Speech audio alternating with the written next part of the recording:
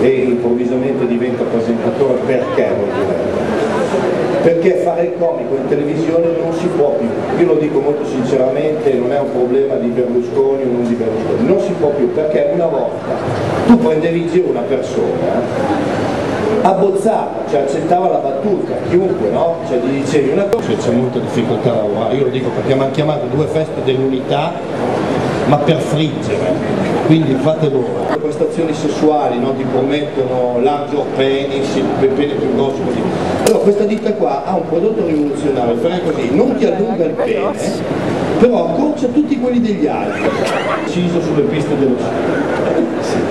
Il 28% ha confuso il Veneto con il Trentino, il 62% delle persone che viene in Veneto è in fuga da Povia, il cantante, per venire in Veneto. Io tra l'altro ti chiedo una raccomandazione. Sai che c'è il primo festival dei corti comici a Cagliari? Io ho fatto un corto comico, veramente, tu sei l'unico che può darmi la mano, non me la cerco, ti do il numero di matricola, forse si consulta. Allora, dici una buona ragione per... cioè no, alcune buone ragioni per venire. Sai che il Veneto è attraversato da due grandi corridoi, corridoio 1, corridoio 5 e il corridoio del mare. Sì, anche di chi è? Di Massimo Carlotto? No, di Filiberto di Savoia. Ah no, allora posso andare, mi metto i tappi nelle orecchie, lascio Scardi con il nord-est, grazie mille.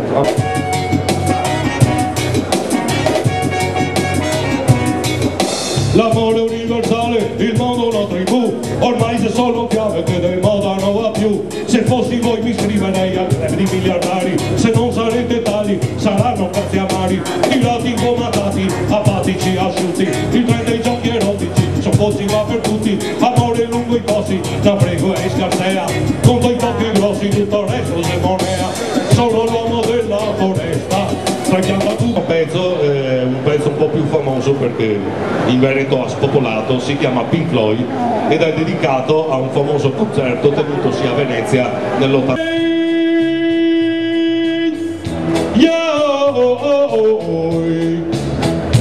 Conosci questa? Oh yeah!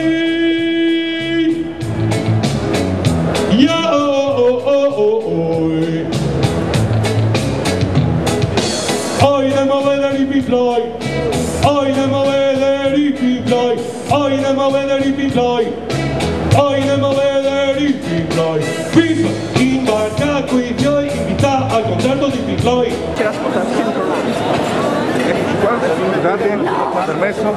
Perché noi?